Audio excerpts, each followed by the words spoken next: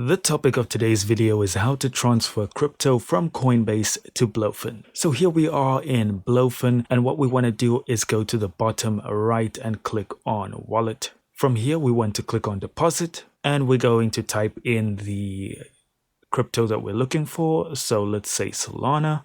Then we're going to choose our network, and here's our address. We can just copy it.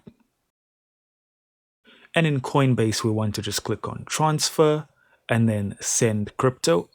So here I can't record, but what you're going to do is just paste in your wallet address on the top here and then click on the pop-up.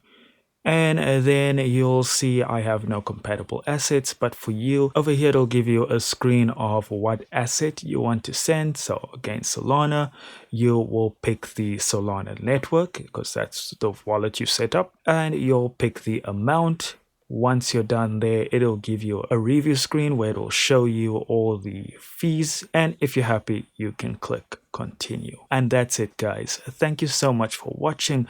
Do consider liking and subscribing, and I'll see you in the next video.